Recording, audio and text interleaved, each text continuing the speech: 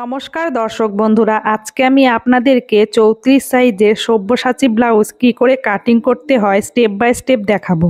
আজকে আমি আপনাদেরকে এই ব্লাউজের পিছনের পার্ট, সামনের পার্ট সবকিছুই এই পেপারে ড্রাফটিং এবং কাটিং করে দেখাবো। আপনারা যদি চান তাহলে পিছনের পার্টটা সরাসরি কাপড়েও কেটে নিতে পারেন। দেখুন, আমি প্রথমে পিছনের পার্টটা কেটে নেব। তার জন্য এভাবে একটা সিঙ্গেল করে পেপার নিয়েছি। যদি আমি কাপড়ে কাটতাম তাহলে কাপড়টিকে আমার এই সামনের দিকে ঠিক এইভাবে একটা ভাঁজ করে নিতাম। দেখুন, ঠিক এইভাবে ভাঁজটা করতাম। আমি এখানে পেপারে করছি তাই পেপারটা সিঙ্গেল নিয়ে নিয়েছি। এইবার দেখুন, পিছনের পার্ট কাটার জন্য প্রথমে আমি লম্বার মাপটা নিয়ে নেব। এখান থেকে আমি ঠিক লম্বার মাপটা নিয়ে নিচ্ছি। এই ব্লাউজের মেন লম্বা আছে দেখুন এখানে 13 ইঞ্চি। তাহলে এখানে আমি দেখুন 13 ইঞ্চিতে পয়েন্ট দিয়ে দিলাম। এখানে 13 ইঞ্চি, সেলাইয়ের জন্য আমি আরো 1 ইঞ্চি বাড়িয়ে মোট 14 ইঞ্চিতে পয়েন্ট দিয়ে দিয়েছি। সেম ভাবে এই দিকেও 14 ইঞ্চিতে পয়েন্ট দিয়ে এই দাগটা সোজা করে নিচ্ছি।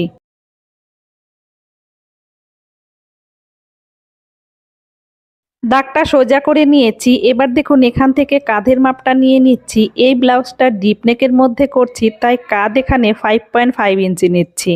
এখানে 5.5 ইঞ্চি কাঁধ নিয়ে নিয়েছি। দেখুন, আমার ফর্মুলা অনুসারে আপার চেস্ট মানে ব্লাউজের সাইজ 34 সাইজ থেকে 44 সাইজ পর্যন্ত আপনি নর্মালি কাঁধের মাপটা 5.5 ইঞ্চি রেখে দেবেন, তাহলে আপনার ব্লাউজ ইজিলি তৈরি হয়ে যাবে। তাহলে দেখুন, এখানে 5.5 ইঞ্চি নিয়ে নিলাম। এইবার ঠিক এখান থেকে বগলের মাপটা নিয়ে নিচ্ছি। এই ব্লাউজের জন্য আমি বগলের মাপটা এখানে 5.75 ইঞ্চিতে রেখে দিলাম, মানে 6.25 ইঞ্চিতে। এবার দেখুন, এই দাগটা সোজা করার জন্য এখানে 5.5 নিয়েছি, ঠিক এখান থেকেও 5.5 ইঞ্চি নিয়ে এই দাগটা সোজা করে নিচ্ছি। 5.5 ইঞ্চি নিয়ে নিলাম। এবার দেখুন, এই দাগটা সোজা করে নিচ্ছি। দাগটা সোজা করে নিয়েছি। এবার দেখুন, এই যে এই দাগটা সোজা করে নেওয়ার জন্য এখান থেকেও আমি 6.25 ইঞ্চিতে একটা পয়েন্ট দিচ্ছি, দিয়ে এই দাগটা সোজা করে নিচ্ছি। এই দাগটা সোজা করে নিয়েছি। এবার দেখুন, ঠিক এখান থেকে আমি বুকের মাপটা নিয়ে নেব। এই ব্লাউজটা 34 সাইজের, 34-এর 4 ভাগের 1 ভাগ এখানে 8.5 ইঞ্চিতে পয়েন্ট দিয়ে দিচ্ছি। বুকটা 8.5 ইঞ্চিতে পয়েন্ট দিয়ে দিলাম। এবার দেখুন, এখান থেকে এক্সট্রা নিতে হবে। আপনি চাইলে 2.5 ইঞ্চিও নিতে পারেন। আমি এখানে 2 ইঞ্চিতে এক্সট্রা নিয়ে নিলাম। তাহলে বুকের মাপটা এখানে টোটাল 10.5 ইঞ্চিতে পয়েন্ট দিয়ে দিলাম। এইবার এখান থেকে বগলের শেপ দিতে হবে। তার জন্য এখান থেকে দেখুন 1 ইঞ্চিতে পয়েন্ট দিয়ে দিলাম, দিয়ে এইভাবে বগলের শেপটা দিয়ে দিচ্ছি।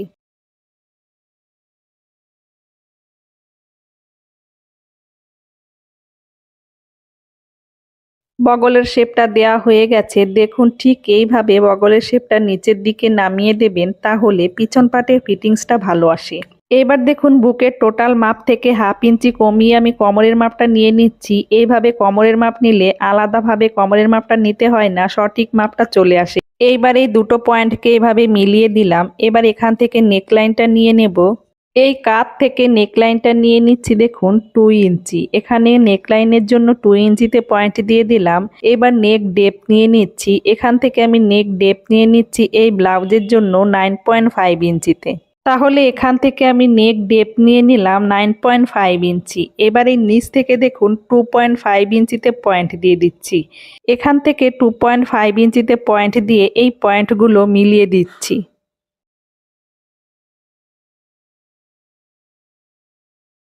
পয়েন্টগুলো মিলিয়ে দিলাম। এবার দেখুন, এই নেকে শেপ দিয়ে দিচ্ছি। আমি এখানে এইভাবে পানের মতন শেপ দিয়ে দিলাম।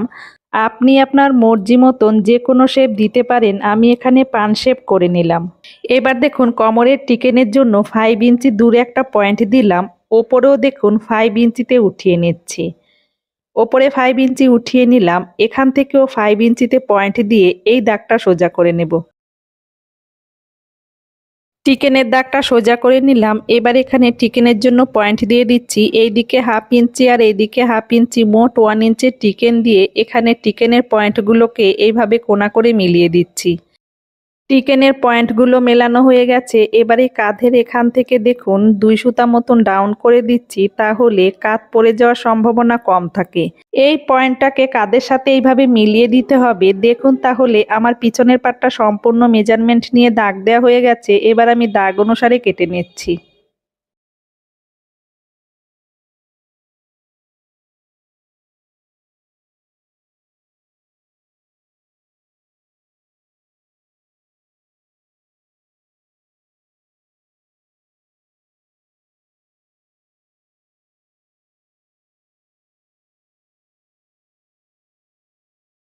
পিছনের পাটটা কাটা হয়ে গেছে। এবার এই যে কোমরের টিকে নিয়ে একটু ছোট্ট করে কাট করে রাখছি, তাহলে সেলাই করার সময় বুঝতে সুবিধা হবে। এবার দেখুন সামনের পাট কাটিং করার জন্য এই পেপারটি নিলাম। এই পেপারের ওপরে পিছনের পাটটি ভালো করে সেট করে বসিয়ে নিতে হবে। ঠিক এইভাবে আমি পিছনের পাটটা ভালো করে সেট করে বসিয়ে নিলাম। বসিয়ে নেওয়ার পর দেখুন পিছনের পাটটা যেইভাবে আছে আমি চারপাশ ঘুরিয়ে সেমভাবে দাগ কেটে নিচ্ছি। দেখুন এইভাবে আমি চারপাশ ঘুরিয়ে সেমভাবে দাগ কেটে নিচ্ছি। এবার পিছনের পাটটা সরিয়ে নিচ্ছি। সরিয়ে নিয়ে এই দাগগুলো আবার ভালো করে মিলিয়ে দিচ্ছি।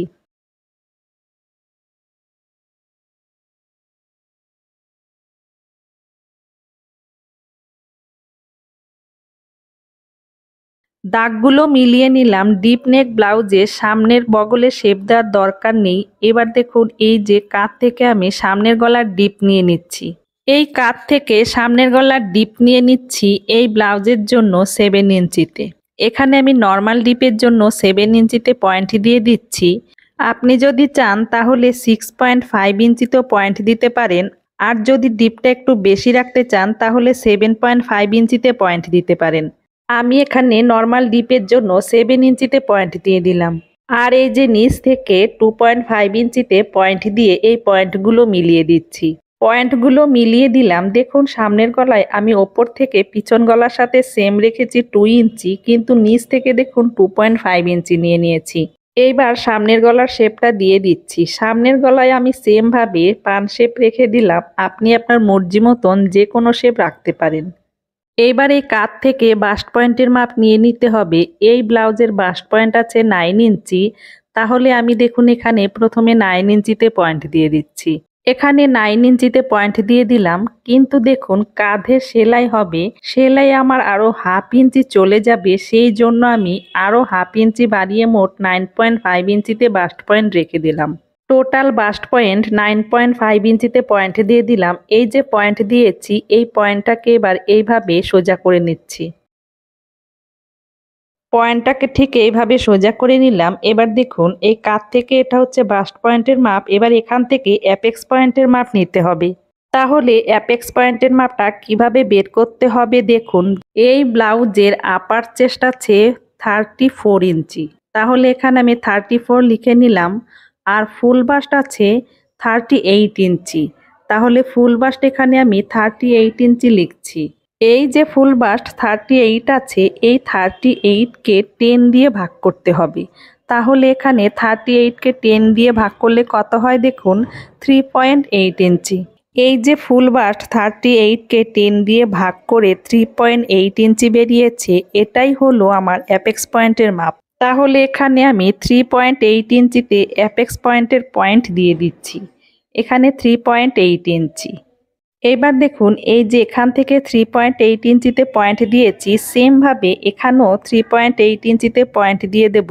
তাহলে দেখুন এখানে আমি আবার দ্বিতীয়বার 3.8 ইঞ্চিতে পয়েন্ট দিয়ে দিলাম। এই যে দেখুন একবার আমি 3.8 ইঞ্চিতে পয়েন্ট দিয়েছি, দ্বিতীয়বার আবার 3.8 ইঞ্চিতে পয়েন্ট দিয়েছি। এইবার এই যে এই পয়েন্ট থেকে নিচে আরেকটা পয়েন্ট নিতে হবে। এই পয়েন্টের জন্য দেখুন পয়েন্ট নিয়ে নিচ্ছি। এই পয়েন্টটা দেখুন স্মল সাইজের জন্য আপনি 3.25 ইঞ্চিতে রেখে দেবেন। এখানে 3.25 ইঞ্চি। আর যদি মিডিয়াম সাইজ হয় তাহলে এখানে 3 ইঞ্চিতে রেখে দেবেন। আর যদি সাইজটা একটু বিগ হয় তাহলে 3.2তে পয়েন্ট দিয়ে দেবেন। আমি এখানে 3.25 ইঞ্চিতে পয়েন্ট দিয়ে দিলাম। দিয়ে এই পয়েন্টটাকে দেখুন সোজা করে নিচ্ছি।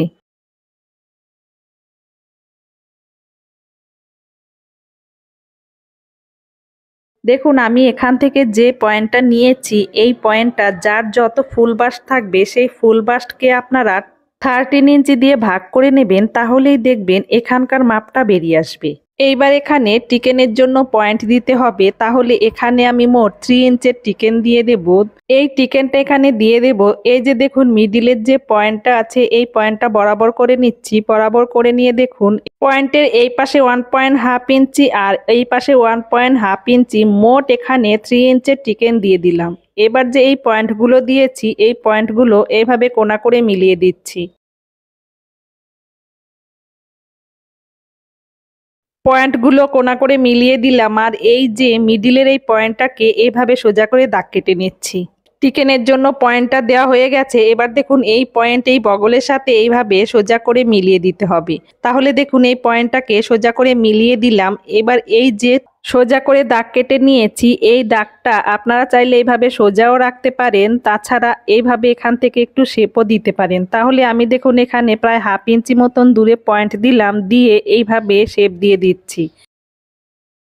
দেখুন ঠিক এইভাবে শেপ দিয়ে দিলাম। এবার এই যে পয়েন্ট, এই পয়েন্টটাকে এইভাবে ঘুরিয়ে নিয়ে এসে এখানে এইভাবে শেপ দিয়ে দিতে হবে। তার আগে দেখুন এখান থেকে আমি 1.25 ইঞ্চি ওপরে উঠিয়ে পয়েন্ট দিয়ে দিলাম। এবার এই যে পয়েন্ট দিয়েছি, এই পয়েন্টটাকে ঠিক এইভাবে শেপ দিয়ে মিলিয়ে দিতে হবে। তাহলে দেখুন এই পয়েন্ট থেকে এইভাবে শেপটা আমি মিলিয়ে নিচ্ছি। শেপটা মেলানো হয়ে গেছে, ঠিক এইভাবে শেপটা মিলিয়ে দিলাম। এবার দেখুন এই যে বগলের এখান থেকে আমি 2 ইঞ্চি নিচে একটা পয়েন্ট দিচ্ছি, বগল থেকে 2 ইঞ্চি নিচে পয়েন্ট দিয়ে দিলাম। এবার দেখুন এই যে পয়েন্ট দিয়েছি, এই পয়েন্টটাকে এই মিডিলের সাথে এইভাবে কোণা করে মিলিয়ে দিতে হবে।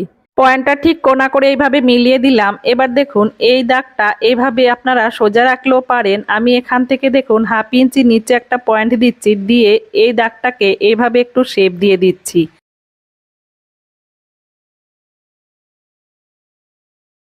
ঠিক এইভাবে শেপটা দিয়ে দিলাম, তাহলে এই ব্লাউজের ফিটিংসটা ভালো আসে। এবার দেখুন নিচের এই দাগ থেকে 2 ইঞ্চি নিচে পয়েন্ট দেব। এখান থেকে বেল্ট তৈরি হবে, তাহলে দেখুন এখান থেকে আমি 2 ইঞ্চি বরাবর করে পয়েন্ট দিয়ে দিচ্ছি, দিয়ে এই দাগটাকে সোজা করে নিচ্ছি। দাগটাকে সোজা করে নিলাম, আর এই দাগটাও এইভাবে মিলিয়ে দিলাম। দেখুন সামনের পাটটা সমস্ত মেজারমেন্ট নিয়ে আমি দাগ দিয়ে দিয়েছি। এবার দেখুন দাগ অনুসারে কেটে নিচ্ছি। আপনারা খেয়াল করুন যে আমি ঠিক কোন কোন দাগ অনুসারে কেটে নিচ্ছি। তো দর্শক বন্ধুরা, এটা হলো সব্যসাচী ব্লাউজ। এই ব্লাউজটা প্রথমে পেপারে কেটে তারপরে সামনের পাটটা কাপড়ে কাটলে সব থেকে ফিটিংসটা ভালো আসে। আজকে আমি শুধু পেপারে কাটিং করে দেখিয়েছি, এর পরের ভিডিওতে কিভাবে কাপড়ে কাটতে হয় এবং সেলাই করতে হয় সবটাই দেখিয়ে দেব। তাছাড়া আমার চ্যানেলে এই সব্যসাচী ব্লাউজের কাটিং এবং সেলাই অলরেডি আপলোড করা হয়ে গেছে। আমি এই ভিডিওর ডেসক্রিপশনে কাটিং এবং সেলাইয়ের লিংক দিয়ে দেব, আপনারা চাইলে ওখান থেকে দেখে নিতে পারেন। এবার দেখুন এই যে চিকেনের এই কোনা করে দাগটা আমি দেখুন ঠিক এই দাগ বরাবর করে কেটে নিচ্ছি কোনা করে।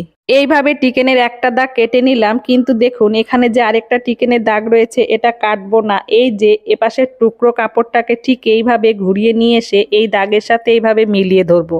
এইভাবে মিলিয়ে ধরে এখানে একটা পিন আপ করে দেব, তাহলেই এই টুকরোটা রেডি হয়ে যাবে। পিন আপটা করে নিলাম, এখানে আর কিছুই করার নেই, টুকরোটা রেডি হয়ে গেছে। এইবার এই সামনের গলার শেপ অনুসারে কেটে নিচ্ছি।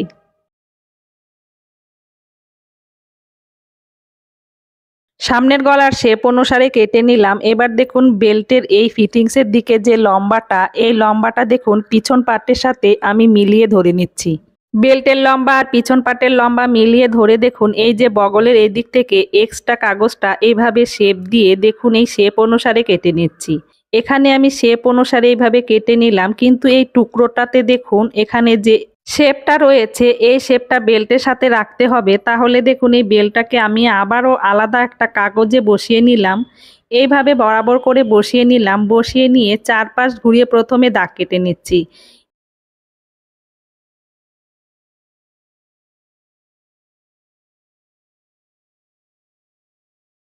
চারপাশ ঘুরিয়ে দাগটা কেটে নিলাম। এবার দেখুন এই টুকরোটা থেকে এই যে এখানে শেপটা আছে ঠিক শেপটাকে আমি এইভাবে মিলিয়ে ধরলাম, ধরে এখানে শেপটা উঠিয়ে নিলাম।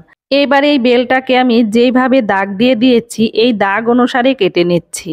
এই যে দেখুন এই বেলটাকে আমি দ্বিতীয়বার আবার কাগজে রেডি করে নিয়েছি। আপনারা চাইলে সরাসরি কাপড়ে যখন কাটিং করবেন এই বেলটাকে এইভাবে রেডি করে নেবেন কাপড়ে, কিন্তু কোনো কারণবশত যদি ভুল হয়ে যায় তাহলে সমস্যা হবে। সেই জন্য আমি এইভাবে আগে কাগজে তৈরি করে নিয়েছি, তারপরে এই কাগজ অনুসারে আমি বেলটাকে কাপড়ে কেটে নেব। বেলটা কাটা হয়ে গেছে, দেখুন এই পাটটার সাথে এই পাটটা এইভাবে জয়েন্ট হবে, ঠিক এইভাবে জয়েন্ট করতে হবে। তারপরে দেখুন এর নিচে এইভাবে বেল্ট জয়েন্ট হবে, বেলটা ঠিক নিচে এইভাবে সেলাই করে নিতে হবে। আর এই যে দেখুন এটা পিছনের পার্ট, তো দর্শক বন্ধুরা, এই সব্যসাচী ব্লাউজ পেপারের ডাফটিং এবং কাটিং আপনাদের আজকে কেমন লেগেছে? যদি ভালো লাগে তাহলে একটা লাইক ও কমেন্ট করে দেবেন। ভিডিওটি দেখার জন্য আপনাদের অসংখ্য ধন্যবাদ। আপনারা সবাই ভালো থাকবেন, সুস্থ থাকবেন।